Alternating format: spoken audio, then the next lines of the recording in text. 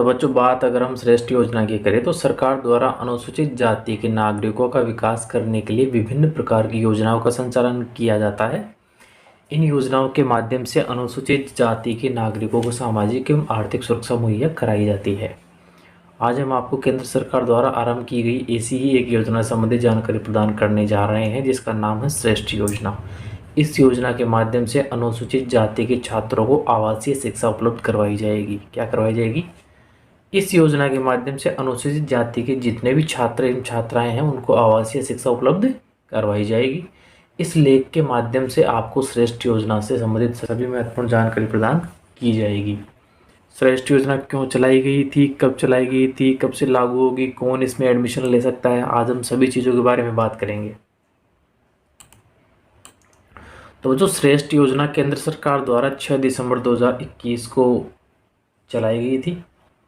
श्रेष्ठ योजना के माध्यम से अनुसूचित जाति के मेधावी छात्रों को गुणवत्तापूर्ण आवासीय शिक्षा उपलब्ध करवाई जाएगी। यह शिक्षा उनको निजी स्कूलों के माध्यम से प्रदान की जाएगी। श्रेष्ठ योजना के माध्यम से अनुसूचित जाति के छात्रों का सामाजिक एवं आर्थिक उत्थान के साथ उनका समग्र विकास हो सकेगा। इस योजना के माध्यम से कक्षा 9वीं से 12वीं के विद्यार्थियों के स्कूल छोड़ने की दर को भी नियंत्रित किया जा सकेगा। इस योजना का लाभ प्राप्त करने के लिए विभिन्न इलाकों का चयन किया जाएगा। तो बच्चों, श्रेष्ठ योजना की जो मुख्य बातें हैं उन बातों में पहली बात ये है कि यह श्रेष्ठ योजना सिर्फ और सिर्फ अनुसूचित जाति के छात्रों के लिए ही चलाई गई है। इस बात का आपको विशेष ध्यान रखना है। अनुसूचित जाति के अलावा कोई भी बच्चा इस फॉर्म को नहीं भर सकता है। बच्चों को श्रेष्ठ योजना की पात्रता की बात करें तो श्रेष्ठ योजना की पात्रता में आवेदक भारत का स्थायी निवासी होना चाहिए। इस योजना का लाभ प्राप्त करने के लिए आवेदक अनुसूचित जाति से ही होना चाहिए। आवेदक एक छात्र होना चाहिए। श्रेष्ठता स्कीम महत्वपूर्ण दस्तावेजों की अगर बात करें कि श्रेष्ठता स्कीम में महत्वपूर्ण दस्तावेज जो काम आने वाले हैं वो क्या क्या है, तो उसमें है आधार कार्ड, निवास प्रमाण पत्र, आय प्रमाण पत्र, आयु का प्रमाण पत्र, जाति प्रमाण पत्र, ration card, passport size photograph, mobile number और ईमेल आईडी। तो ये चीज़ें बच्चों आपके पास होनी जरूरी है। अब बच्चों हम जानते हैं श्रेष्ठ योजना के आवेदन की प्रक्रिया। तो श्रेष्ठ योजना की जो बच्चों मुख्य साइट है, जो लिंक है, वो है श्रेष्ठ.nta.nic.in। जैसे मैं आपको यहाँ पे सर्च करके बताता हूँ। आप सीधा गूगल पे जाके आप गूगल पे जाइए और गूगल ओपन करके आप गूगल से सीधा यहाँ अगर लिखेंगे SHRESHTA, अगर श्रेष्ठ योजना भी लगा देंगे आप तो भी ये ओपन हो जाएगा इस प्रकार से। Scheme for residential education for students in high school. अगर आप इस पर क्लिक करेंगे तो भी आपको ये सीधा पेज ओपन हो जाएगा। या फिर आपको अगर यह लिंक, यह साइट याद रखनी है तो आप इसे याद भी रख सकते हैं। सीधा आप गूगल से इसे सर्च कर सकते हैं। एक तरीका तो मैंने आपको ये बता ही दिया, दूसरा तरीका आप लिंक से सर्च कर सकते हैं। उसके बाद बच्चों आपको सबसे पहले क्या करना है, इसमें बच्चों यहाँ पे बुलेटिन में दे रखा है कि इसमें क्या क्या चीज़ें हैं। Extension of last date of application श्रेष्ठ 2023। तो बच्चों, श्रेष्ठ योजना में अभी थोड़ी देर पहले ही 24 मई को एक नोटिफिकेशन डाला गया है, जिसमें कहा गया है कि इसकी जो डेट थी फॉर्म फिलिंग की उसको बढ़ाकर 27 मई कर दिया गया है। अब आप इसका फॉर्म 27 मई 2023 को शाम 5 बजे तक भर सकते हैं। अगर आपसे कोई त्रुटि रह जाती है तो उस त्रुटि को सही करने के लिए आप 28 मई 2023 से 29 मई 2023 तक शाम 5 बजे तक सही कर सकते हैं। इसमें दे रखा है बच्चों, ये देखो एज इट इज, ऐसे कैसे 28 मई से 29 मई तक आप करेक्शन कर सकते हैं। 27 मई इसकी लास्ट डेट दे रखी है शाम को 5 बजे तक। मुख्य बात बच्चों इसमें है कि इसमें कौन कौन अप्लाई कर सकता है। तो इसमें कक्षा 9 और कक्षा 11 का छात्र अप्लाई कर सकता है। जो बच्चा कक्षा 9 में जाने वाला है या कक्षा 11 में जाने वाला है, यानी कि जिस बच्चे ने कक्षा 8वीं पास की हो या कक्षा 10वीं पास कर ली हो, तो उस बच्चे के लिए फॉर्म अच्छा है जो अनुसूचित जाति में है। तो क्लास 9 और क्लास 11 के बच्चे जो अब जाने वाले हैं इस क्लास में, वो बच्चे इस फॉर्म को फिलअप कर सकते हैं। अगर इसकी एग्ज़ाम डेट की बात करें तो इसकी एग्ज़ाम डेट है बच्चों 18 जून। 18 जून को इसका एग्ज़ाम लगेगा। उस एग्ज़ाम को लगने के बाद बच्चों आपको रिज़ल्ट देंगे और रिज़ल्ट में जिसका भी नाम आएगा उसको स्कूल प्रोवाइड करवा दी जाएगी। फिर वहीं रहना, वहीं खाना, वहीं पीना, सारी चीज़ें वैसे की वैसे रहेंगी। रिजल्ट बच्चों एनटीए की वेबसाइट ही है, नेशनल एंट्रेंस टेस्ट फॉर श्रेष्ठ, NETS शॉर्ट फॉर्म, इसी साइट पे रिजल्ट डाला जाएगा। अब बच्चों हम बढ़ते हैं आगे और हम देखते हैं कि फॉर्म को फिलअप कैसे करना है। तो बच्चों जब आप श्रेष्ठ.NTA.NIC इस साइट को ओपन करेंगे तो आपको होम पेज ये दिखाई देगा ऐसे वाला। इस होम पेज पे बच्चों अगर आप देखेंगे तो इंट्रोडक्शन लिखा हुआ है। इंट्रोडक्शन के नीचे कैंडिडेट एक्टिविटी लिखी हुई है। कैंडिडेट एक्टिविटी के नीचे दे रखा है बच्चों अप्लाई ऑनलाइन, तो आपको इस पर क्लिक करना है। जैसे ही आप क्लिक करेंगे तो आपको इसमें दो पेज दिखेंगे, एक लेफ्ट की तरफ, एक राइट हैंड की तरफ।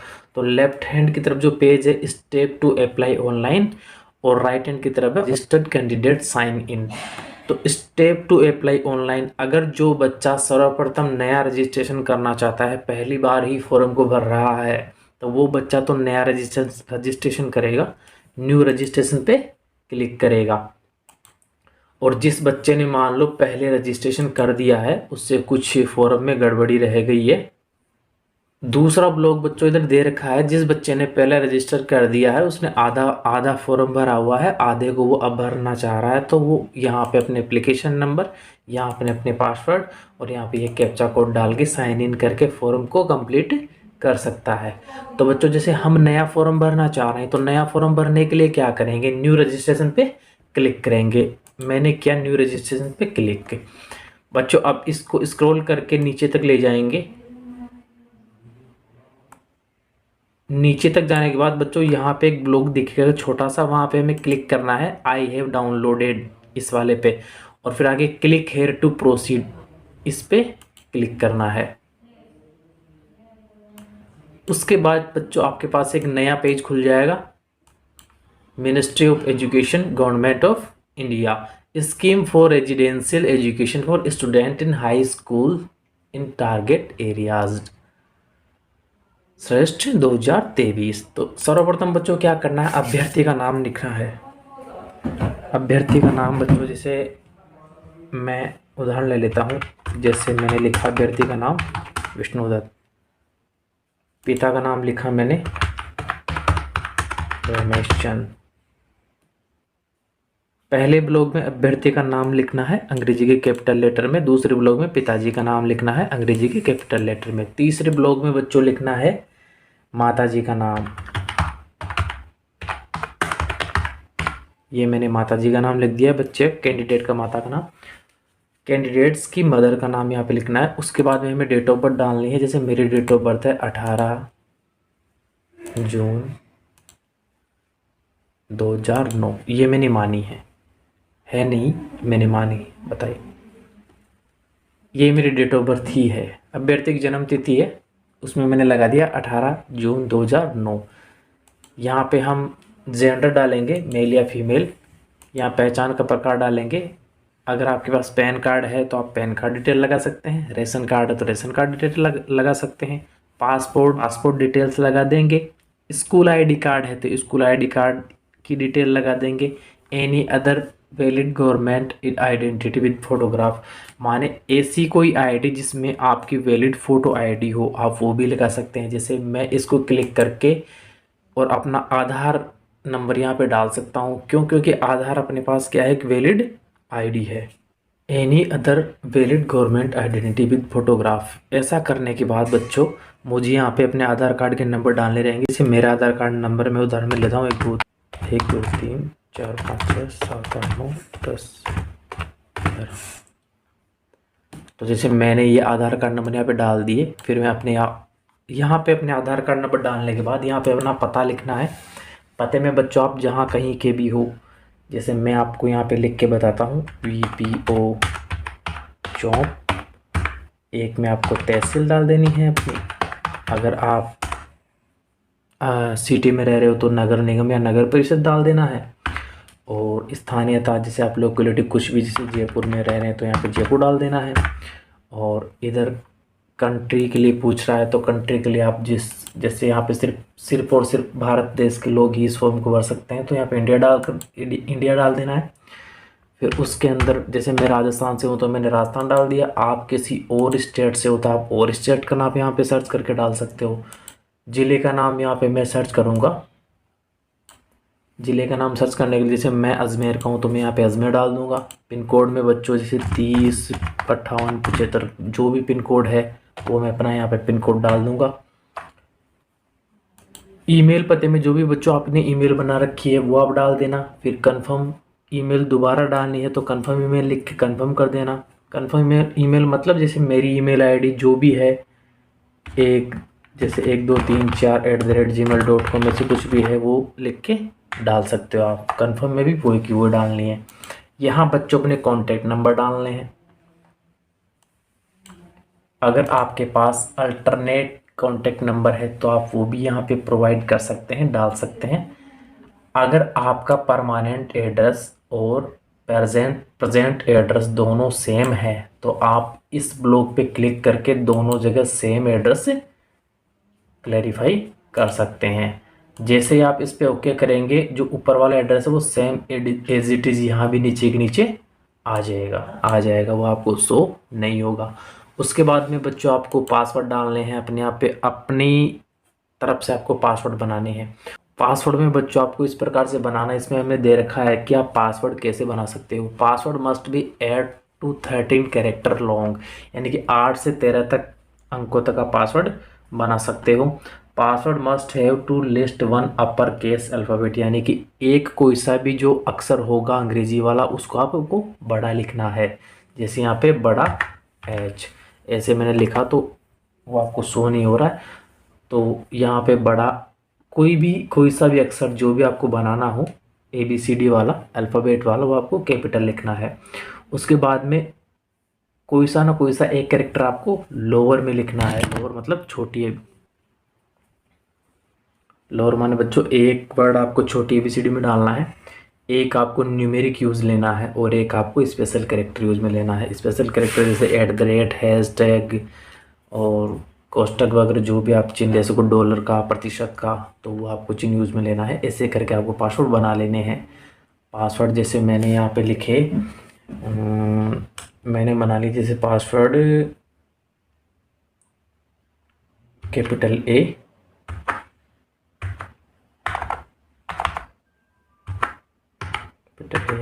SHISH @123।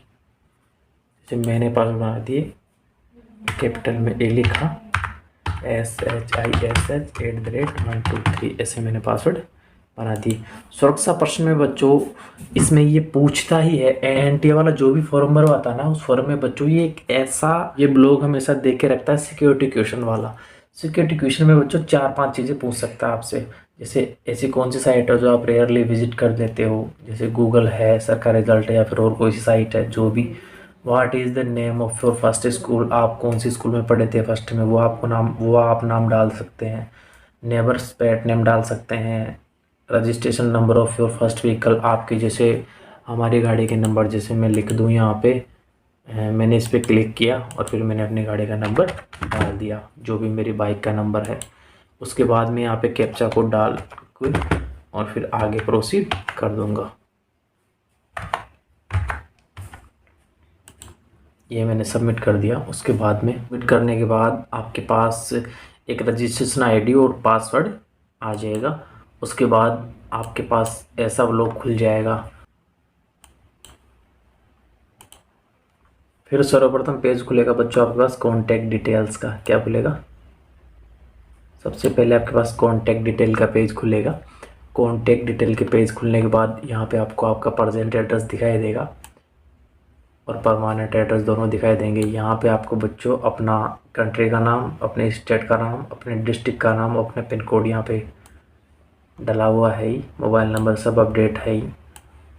उसके बाद बच्चों अगला पेज खुलेगा आपके पास पर्सनल डिटेल्स का। जैसे आप सबमिट करोगे उसके बाद में आपके पर्सनल डिटेल्स का पेज खुलेगा जिसमें आपके जैसे नाम, आपकी डेट ऑफ बर्थ, आपका जेंडर ये शो करेगा उसके बाद में आपको अपने पिताजी का नाम, माताजी का नाम, अपनी राष्ट्रीयता यहाँ पे जैसे इंडियन, अपनी कैटेगरी जैसे एससी कैटेगरी ये सिलेक्ट करना है, और माता पिता की कुल वार्षिक आय ये पेज पे ऐसे कैसे आएगा, तो यहाँ पे अप टू डेट 2.5 लाख इसमें जैसे आप क्लिक करोगे वो दिख जाएगा। वर्तमान विद्यालय संपर्क नंबर अगर आपके पास हैं तो आप लगा सकते हो, अगर आपके पास नहीं है तो आप मत लगाना क्योंकि ये ऑप्शनल में है। उसके बाद बच्चों यहाँ पे आप अपने पुराने वाले स्कूल की ईमेल आईडी भी डाल सकते हैं। ईमेल आईडी डालने के पास आप यहाँ पे ये कैप्चा कोड लगा के जैसे सेव एंड नेक्स्ट करोगे तो आपके पास नया पेज ओपन होगा आधार डिटेल्स के नाम से। तो यहाँ पे बच्चों आधार डिटेल आपको डालनी होगी, ये मैंने आधार डिटेल डाल दी है। आपको यहाँ पे आधार नंबर डालने होंगे। आधार नंबर डालने के बाद आपके पास OTP आएगा। OTP आप सबमिट करोगे तो यहाँ पे डिटेल्स कंप्लीट हो जाएगी।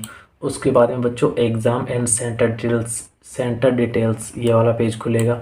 यहाँ पे बच्चों आपको अब जैसे कक्षा जिसके लिए प्रवेश मांगा गया है, कौन सी क्लास में आप प्रवेश ले रहे हैं, तो यहाँ अपने कक्षा 9th लगा देनी है। उसके बाद में परीक्षा केंद्र का विकल्प जैसे यहाँ पे राजस्थान, फिर उसमें जयपुर से यहाँ पे राजस्थान क्लिक कर देना, उधर जयपुर क्लिक कर देना। इधर जैसे आप किसी भी स्टेट से हो वो आपको स्टेट लगाना है। मैं राजस्थान से हूँ तो मैंने राजस्थान लगाया है, उसमें जयपुर से हूँ तो मैंने जयपुर लगाया है। फिर उसके बाद में राजस्थान में मैंने दोबारा कोटा भरा है, फिर राजस्थान में मैंने बीकानेर लगाया है, फिर राजस्थान में मैंने उदयपुर लगा दिया है।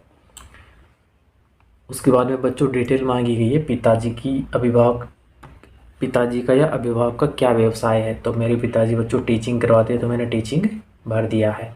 फिर मेरे पिता की क्वालिफ़िकेशन पूछी गई कि मेरे पिताजी क्वालिफ़िकेशन क्या है, तो इसमें मैंने पोस्ट ग्रेजुएट डाल दिया, मेरे पिताजी पोस्ट ग्रेजुएट है। उसके बाद में माताजी के बारे में पूछा तो माताजी इंक्लूड हाउसवाइफ अदर्स कर दिया मैंने, उसमें इंक्लूड हाउसवाइफ था, ठीक है। फिर अभिभावक की योग्यता पोस्ट ग्रेजुएट, माताजी की बात कर रहे हैं, माँ भी मैंने पोस्ट ग्रेजुएट डाल दिया। फिर मैंने यहाँ वापस कैप्चा कोड लगाया और कैप्चा कोड लगाते ही सेव एंड नेक्स्ट कर दिया। फिर मेरे पास पेज खुला qualification and details. Qualification and details का पेज खुलने के बाद बच्चों यहाँ पे पूछ रहा है पास स्थिति, क्लास 8 क्वालिफ़िकेशन डिटेल्स पास स्थिति, क्या क्लास 8 आपने पास कर ली है या अपीयरिंग चल रहा है। अपीयरिंग मतलब अभी चल रहा है, रिजल्ट नहीं आया है। और पास्ट अगर आप पास्ट है, पास हो गए हैं, आपका रिजल्ट आ गया तो यहाँ पे आपको पास्ड कर देना है। हमारा अभी बच्चों रिजल्ट नहीं आया है इसलिए हम अपीयरिंग लगा दिए हैं। तो उत्तीर्ण उपस्थित होने का वर्ष बच्चों इसमें एक ही वर्ष दे रखा होता है 2023। परीक्षा का नाम इसमें बच्चों एक ही नाम दे रखा है क्लास 8। वर्तमान विद्यालय में शिक्षा का माध्यम, अगर बच्चों यहाँ आप 11वीं क्लास के लिए भरेंगे तो आपके पास 10th की डिटेल भरनी पड़ेगी। अगर आप 11वीं क्लास के लिए फॉर्म भर रहे हैं तो आपको 10th की डिटेल भरनी पड़ेगी। मैं ये फॉर्म 9th क्लास के लिए भर रहा हूँ तो मुझे 8th की डिटेल भरनी पड़ रही है।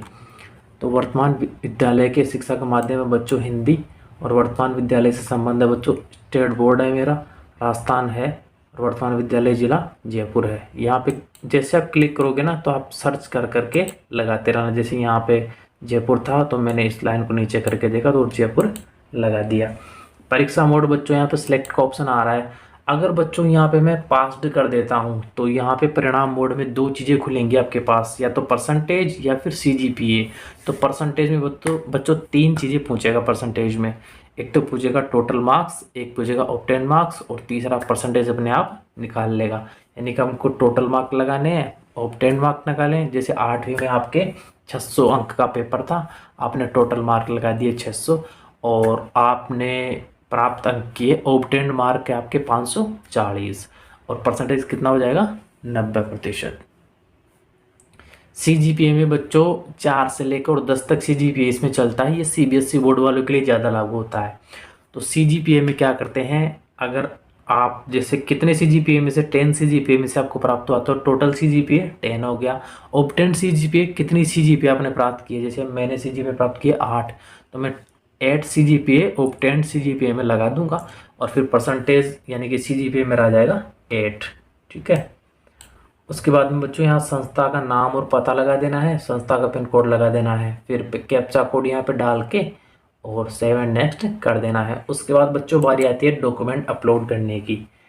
डॉक्यूमेंट अपलोड में बच्चों आपके पास 4 चीज़ें होनी ज़रूरी है। डॉक्यूमेंट अपलोड में बच्चों आपके पास 4 चीज़ें होनी ज़रूरी है। फोटोग्राफ, हस्ताक्षर, एससी का सर्टिफिकेट और आय प्रमाण पत्र। आय प्रमाण पत्र बच्चों नहीं भी होगा तो चलेगा, क्योंकि इसमें ऑप्शनल दे रखा है कि आप लगा भी सकते हो और नहीं भी।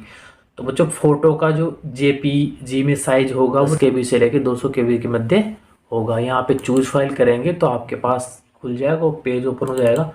आप अंदर जाके और अपना फ़ोटो चूज कर सकते हैं। जैसे मैंने ये फ़ोटो लगा दिया है।